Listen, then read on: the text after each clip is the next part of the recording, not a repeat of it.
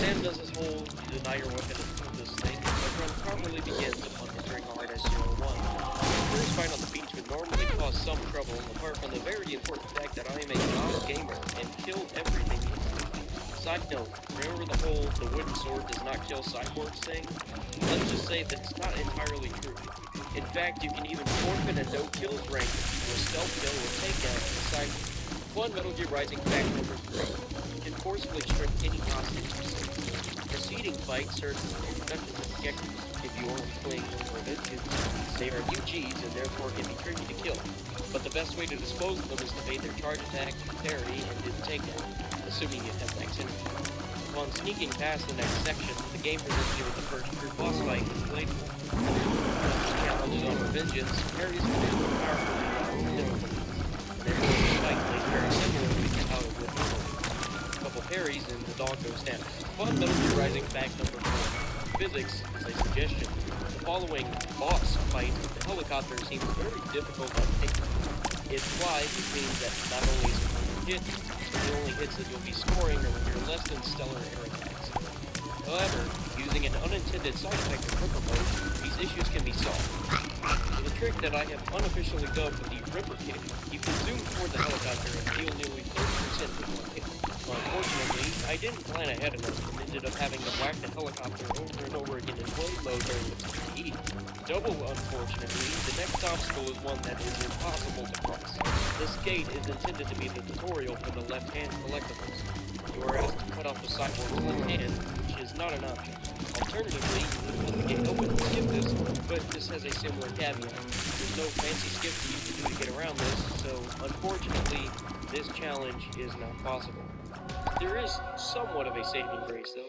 If you pop Ripper mode and get lucky with a polearm attack, you can sever the left hand and proceed. This still violates the rules, but it's better than having to use a different sword. In case this happens again, I'll keep track of it and counter it. Fun Metal Gear Rising fact number 5. Another unintended side effect of the Ripper mode oversight is that activating it in Blade mode at the same time will cause the game to be slowed down significantly more than it would if you only used Blade mode. This allows the next fight to be skipped entirely. The following area contains nothing of interest apart from Fun Metal Gear Rising fact number 6.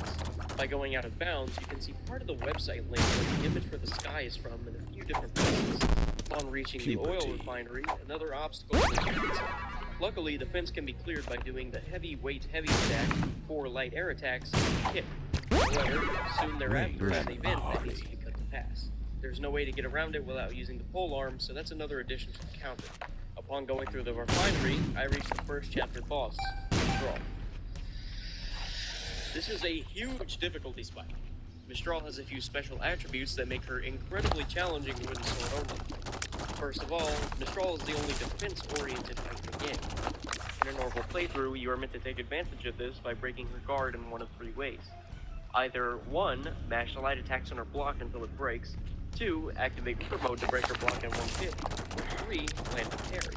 All of these still work with the wooden sword, but you're unable to cut her polearm to take advantage of her block break. By removing one of the core mechanics of this fight, you can complete this alone. The sum of my winning attempts in all 3 phases comes out to around 11 minutes total. The fight does actually give you checkpoints between phases, and I honestly don't know what I'd do without them. Secondly, and far more importantly, you aren't only fighting Mistral. There are up to 5 tripods in the arena at all times. These guys constantly disrupt your offense by either grabbing you or hitting you, and considering how long the fight takes, these little annoyances add up, especially since this is a vengeance difficulty. My strategy for phase 1 is to get as many guard breaks as possible. Once I cut her polearm, she does still have a short stun animation where she is vulnerable to taking damage. There isn't much to it, just do the 3 methods until phase 2. But before going there, Fun Metal Gear Rising fact number 7. You can get completely out of Mistral's range in phase 1. Keep watching to find out that. Phase 2 is unique in that it is 2-dimensional. This has its advantages and disadvantages. The tripods clump up a lot more and restrict your movement, but at the same time, Mistral is a lot more vulnerable to being hit. Not only can Sky High infinite Mistral, but it is one of the strongest moves I have access to damage-wise, doing a whopping 0.4%. This infinite is entirely reliant on tripod only, though. Sometimes they'll just stand there and do nothing, and other times they'll ruin your day. I find that they will leave you alone if you manage to get them off screen, which is happened in my attempt on phase 3. I got incredibly lucky with this phase 3 attempt.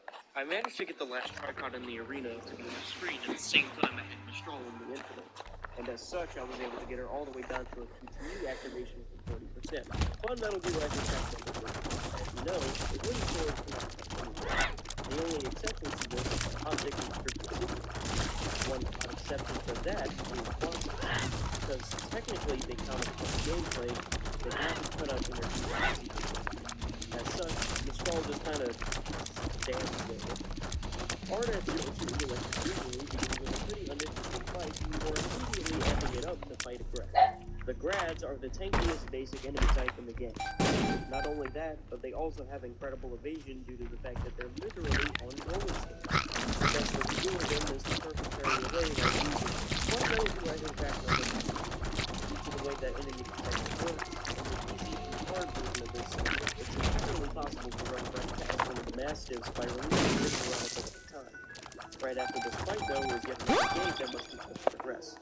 And yet another. The following fight is the introduction to the Raptor enemy.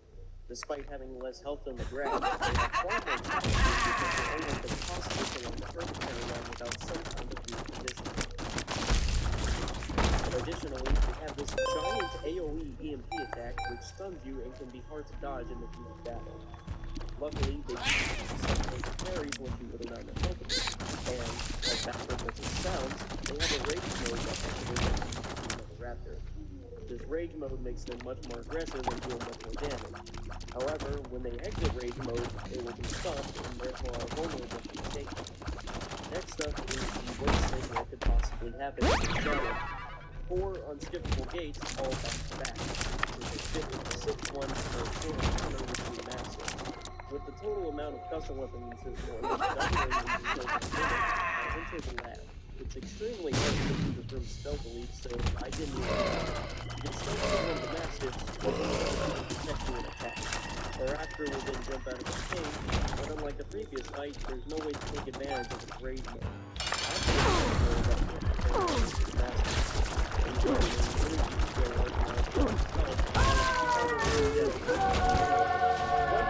I'm It's possible to throw a smoke grenade into the cutscene and get back into the room with the smoke still active, which will prevent this fight from starting. Fun Metal Gear Rising Fact number 11. A small visual glitch is briefly visible in the cutscene when the tripod enters the pit. Some of the crates in the back will be very bright. Why they didn't use this game mode more outside the argument is incredibly easy to know. The preceding fight isn't all that amazing, but the one afterwards is, as it's one of the most difficult in the whole nightmares on multiple occasions. The whole roadblock in my Stormbreaker run of the game, bad for this one. Prevengeance as a secondary leader rat behind the main one can be taken down in the area. So it's all about getting your parry. After about 9 parries, the ground will be used to load and go down.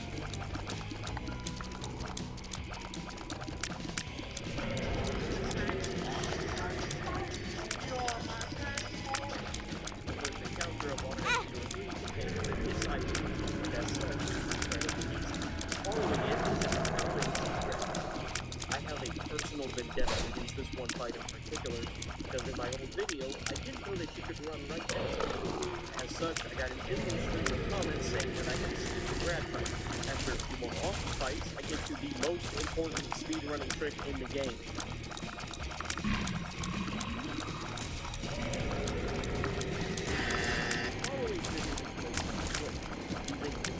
Jump on the side of this fence, and then go into the other building which warrants access to all the way around.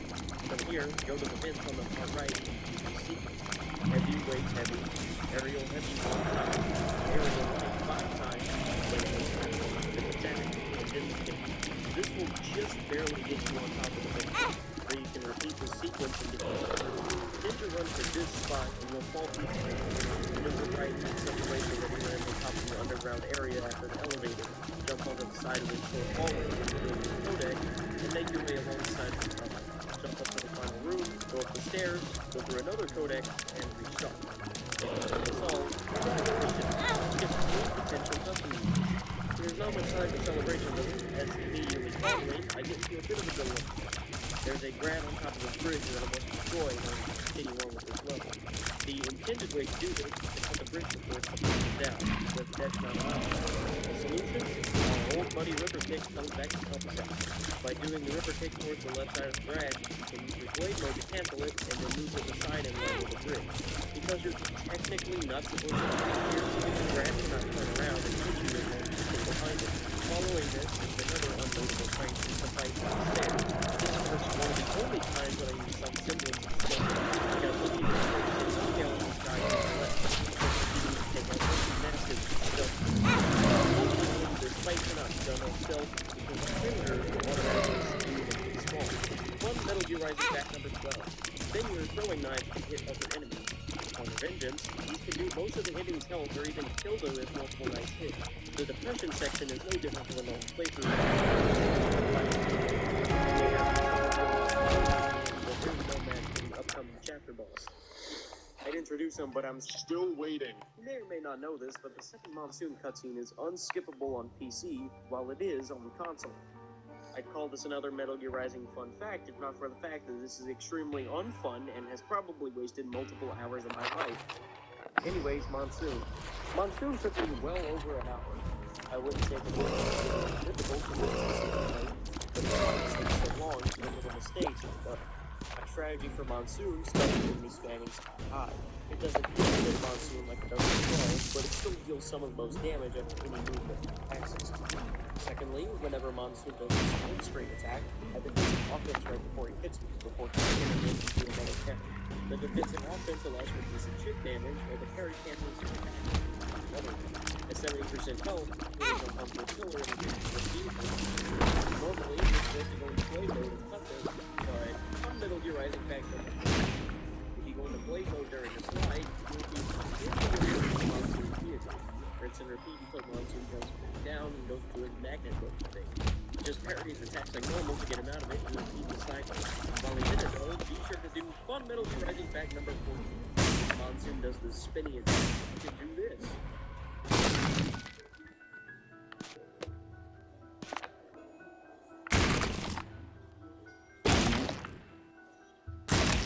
The strategy doesn't deviate from the basic concept. The very thing is when he sends down the spinning wheel of death at 40 seconds, but just block it like normal. Do keep in mind that unlike Crawl, the spike does not have checkpoints, which contributes to its difficulty. The only thing that you do get is that you block the second wheel of death and restarts. Platinum never thought about the possibility of using the wooden sword in this fight, because the car that Monsoon throws that uses was intended to cut, simply explodes. This makes sense because you can't change your weapon during a QTE set. And if you couldn't destroy the car, then your save file would be softened. Overall, Stroll is much harder than the paper. The Monsoon's like checkpoint makes it really hard.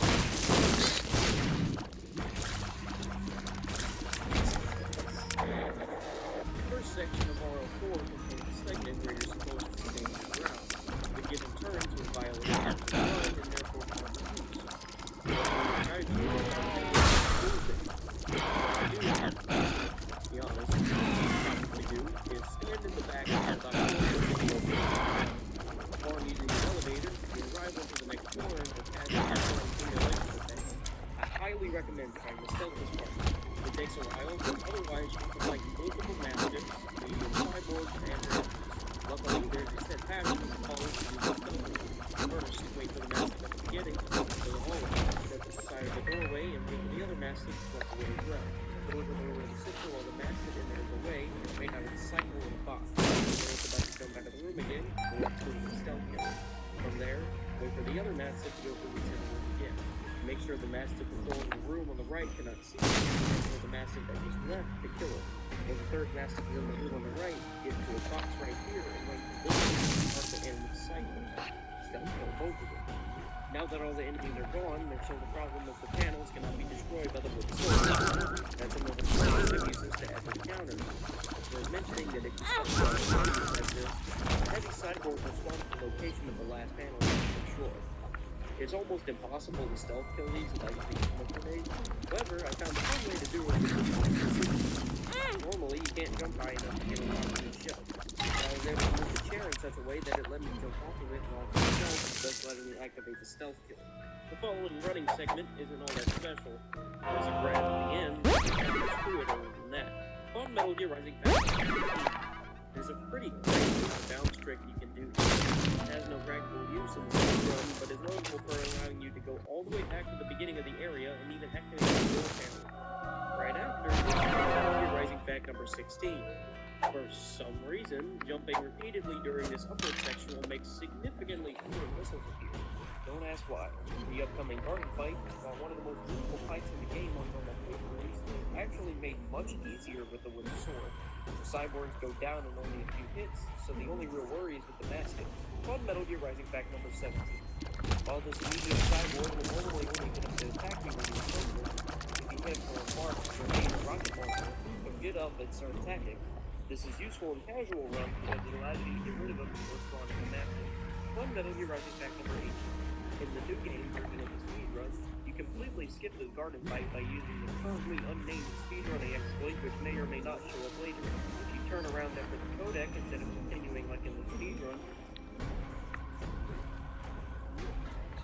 this contains a few different fights back to back. The first the second fight is a little Fenrir, a raptor, and fun Metal Gear Rising Pack number 3.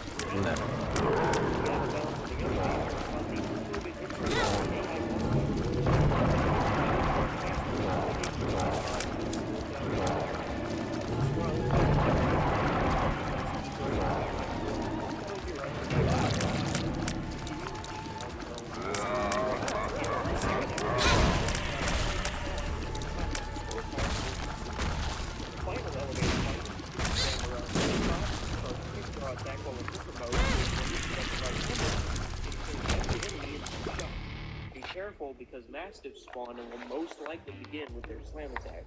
Next is the AI rematch with the Thrall. Despite being directly nerfed from her original fight, she is still just as hard. My strategy focused on abusing the Thunder Strike skill, which actually deals a half-decent amount of damage, and gives it pretty rock to the Thrall. The Thrall is far more effective, which makes the high incident much more difficult to perform. I got it a few times, but I was unable to do it.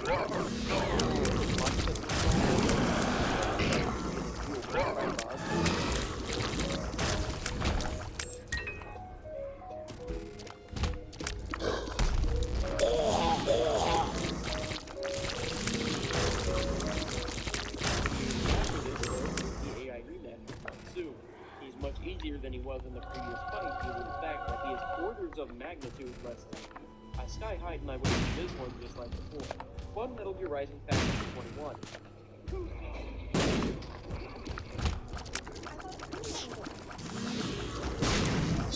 Better keep moving.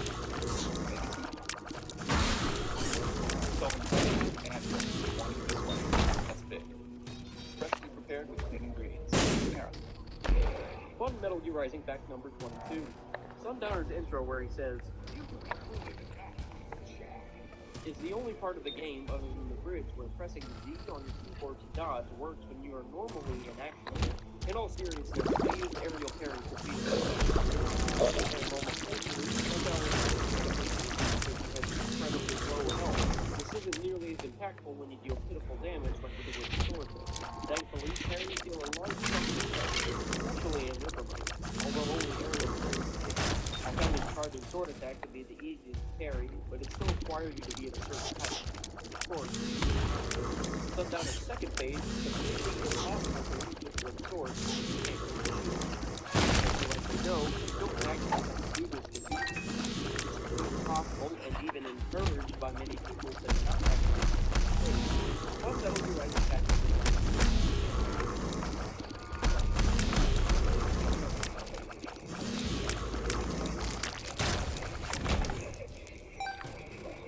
Upon reaching 10%, Sundowner will go into the sequence, which is an on-rail shoot. It's not a very good one, though. It's fire missiles.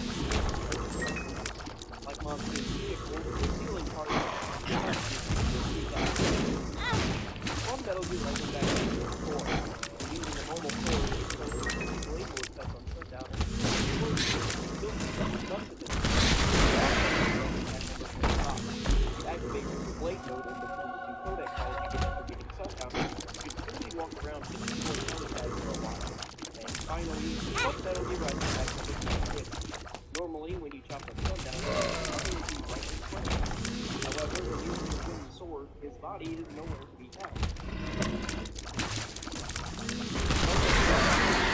On Metal Gear Rising back in 7, by following a very specific set of actions, it's possible to completely break this chapter and fall under the map.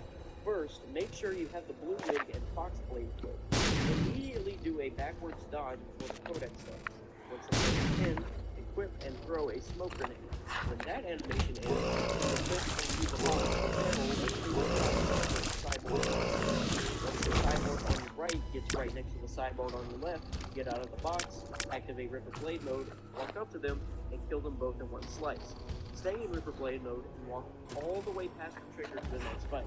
The scorecard for the fight will show up with every area blank and with a V-red, as you're not supposed to stealth this section. You can either go back and start the fight like normal or keep going. Going, you'll only be able to make it extend, because the ground collision past the first part of it is not loaded. In fact, there is a mode to protect it. First one jumped over like normal, and the second one will only appear if you start the section. One makes It's time. The moment you've all been waiting for. The fight with Sam is the hardest part of this run, and it's not even close. This fight is meant to be a test of your skill, and that is exacerbated by using the wooden sword. Sam has 3 phases.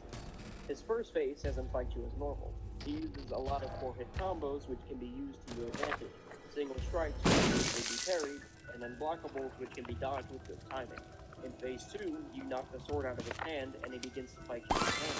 This phase is notorious for being even harder than the first, as he's not only more evasive than he already was, but also because he has a counter grab that can invalidate some of your best distance closing options. Finally, in his third phase, he picks his sword up and uses expanded many moves that can be difficult to deal with. The strategy I use is that he can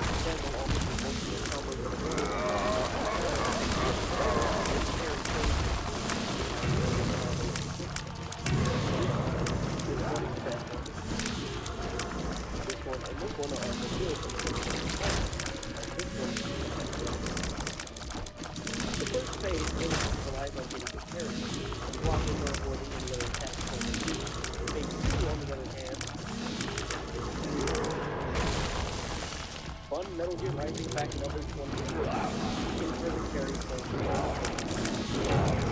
this strategy, then you keep in mind that Sam makes a global attack. This is really the only viable way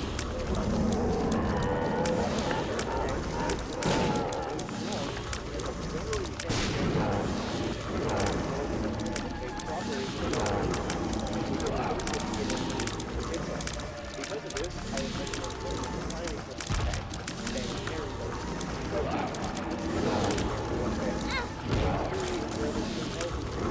Trying to carry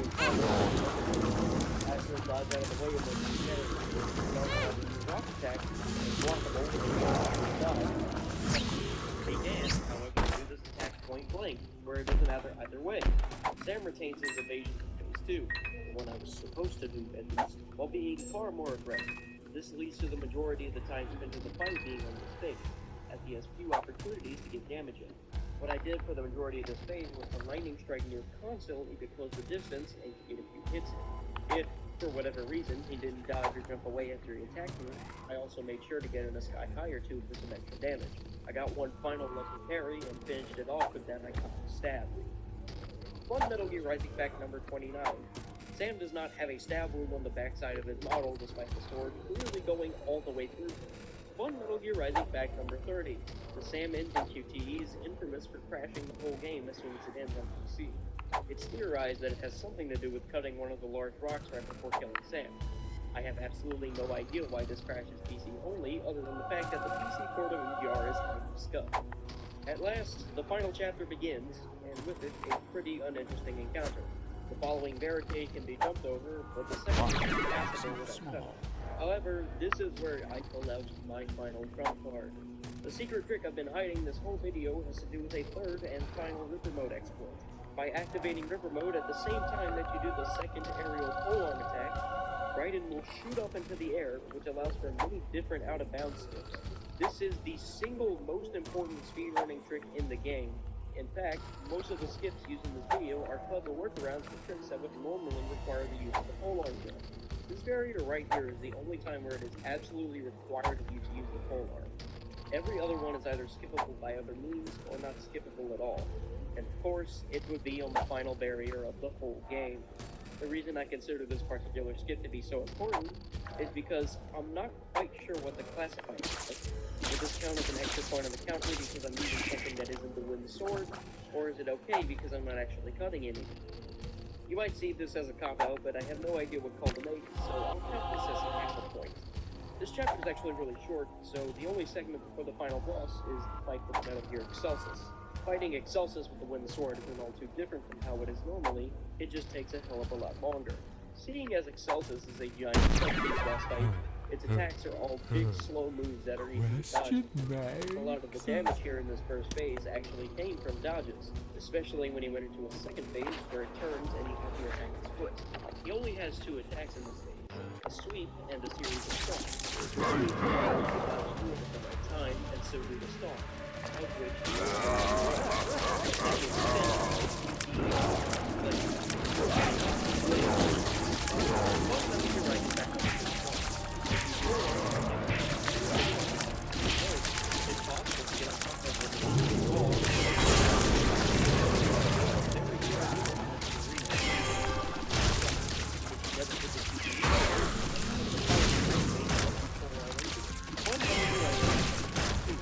there's a glitch involving this out-of-bounds trick that I have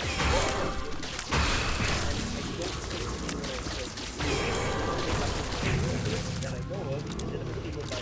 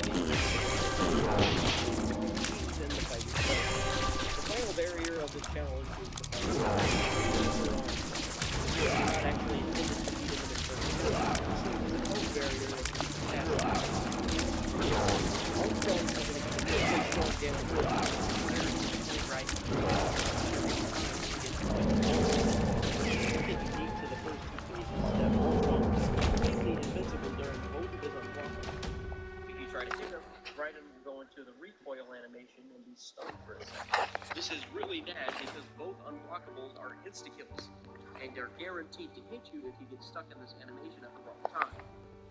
This is especially bad when you consider